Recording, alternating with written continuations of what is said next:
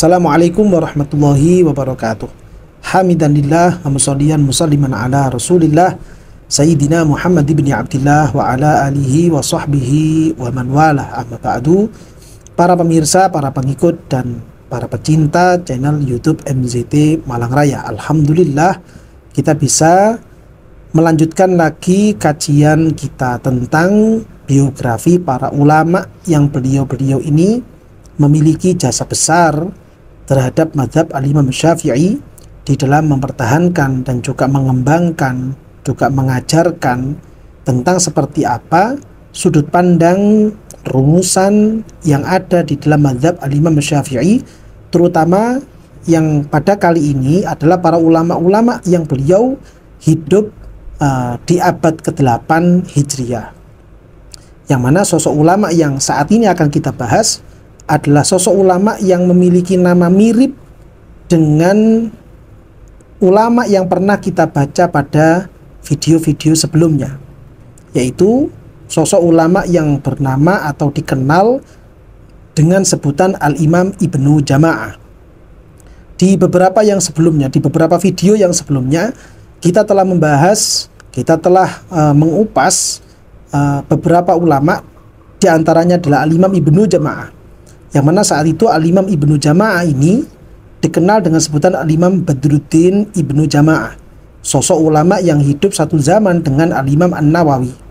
Lalu kemudian sekelumit tentang putra beliau, yaitu Al-Imam Izzuddin, atau memiliki nama asli Abdul Aziz bin Muhammad bin Ibrahim Ibnu Jama'ah, yang beliau berada pada generasi setelah Al-Imam An-Nawawi.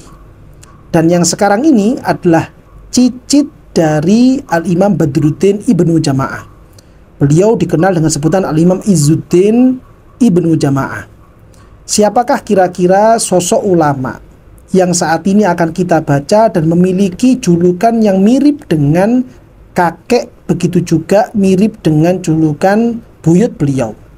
Al-Imam Izzuddin Ibnu Jama'ah ini memiliki nama asli Muhammad.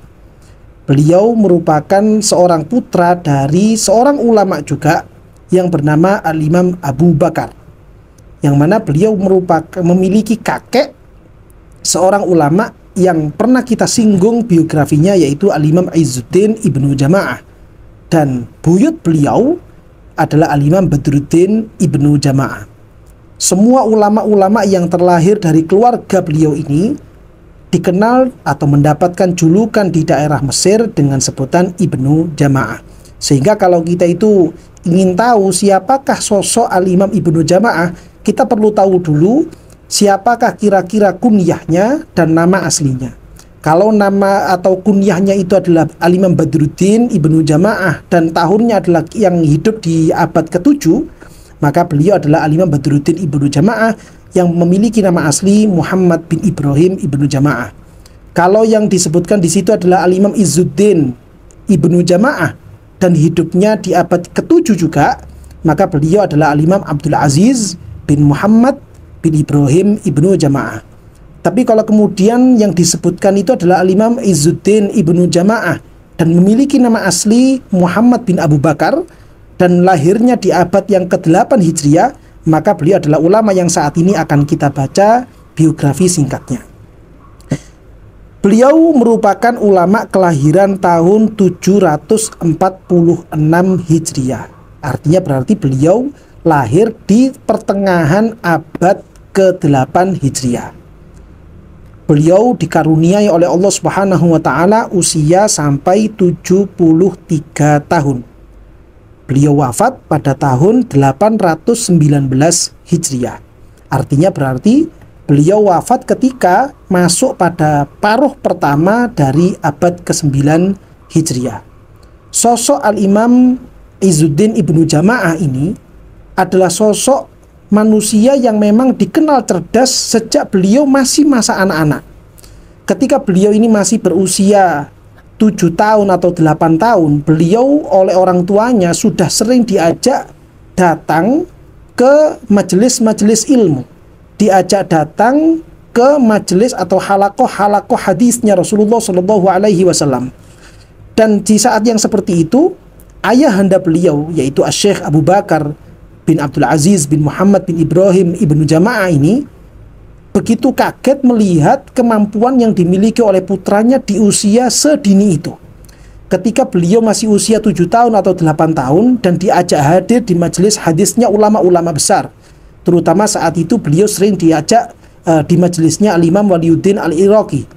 Beliau itu bukan sekedar datang dan menyimak begitu saja, tapi beliau kemudian bisa hafal hadis-hadis yang dibacakan oleh para guru-guru hadis yang ada di daerah Kairo, yang ada di daerah Andalus, yang ada di daerah Mesir dan kota-kota Mesir yang lainnya. Beliau saat itu bisa langsung hafal dengan hafalan yang kuat sekali.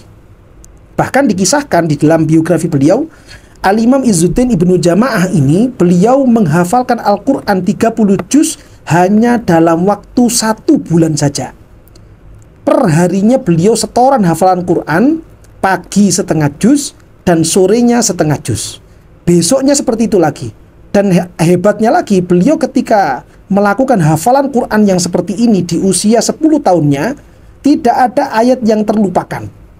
Memiliki hafalan yang sangat kuat sekali, memiliki daya hafalan yang sangat cepat sekali, hingga beliau kemudian khatam hafalan Al-Quran dalam jangka waktu 1 bulan sempurna. 30 hari saja beliau sudah berhasil menghafalkan Al-Quran 30 juz.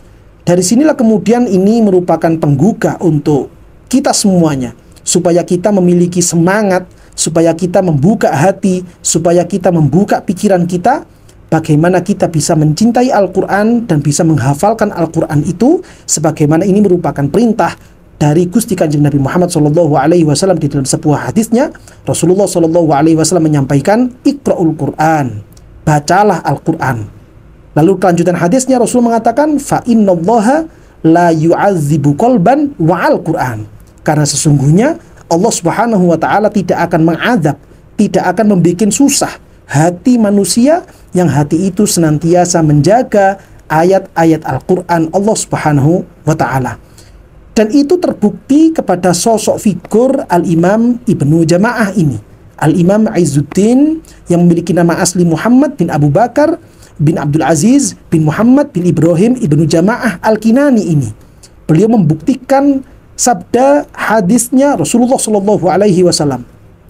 Di dalam usia yang masih remaja, beliau sudah berhasil menghatamkan, berhasil memahami, berhasil menguasai banyak kitab-kitab kecil sampai yang pertengahan tentang mazhab Al-Imam Syafi'i. Beliau kemudian berpindah kepada mazhab-mazhab yang lainnya. Hingga kemudian beliau di usia-usia kisaran 19 tahun, beliau itu kemudian menyibukkan diri dengan ilmu-ilmu yang lain. Bahkan saat itu beliau memiliki semangat untuk belajar berkuda. Beliau semangat belajar memanah, beliau semangat belajar berenang, beliau semangat bahkan sampai ilmu-ilmu tentang romal, ilmu-ilmu tentang perbintangan, itu beliau pelajari semuanya. Beliau mempelajari itu bukan karena ingin menjadi ahli nujum. Beliau mempelajari itu bukan karena ingin menjadi ahli seorang dukun, tidak. Tapi beliau mempelajari ilmu-ilmu seperti ini supaya memiliki pengetahuan tentang seperti apa ilmu tentang nujum, seperti apa ilmu tentang romal, seperti apa ilmu-ilmu akliyat yang lainnya. Beliau pelajari semuanya. Hingga kemudian karena beliau ini memiliki semangat yang luar biasa terhadap ilmu, para ulama menyatakan, para ulama mengkisahkan bahwa beliau Al-Imam Izzuddin Ibnu Jama'ah ini tidak sempat menikah. Oleh karena itu biografi beliau ini juga disebutkan oleh Syekh Abdul Fattah Abu Ghuddah di dalam kitab beliau yang berjudul Al-Ulama Al-Uzzab.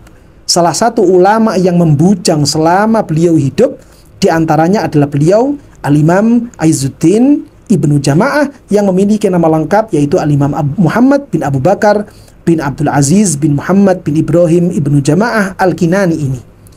Saat beliau masuk di usia-usia 25 tahun, sangat nampak sekali kalau beliau ini memiliki keahlian di dalam ilmu-ilmu syariat dan juga ilmu-ilmu akliyat.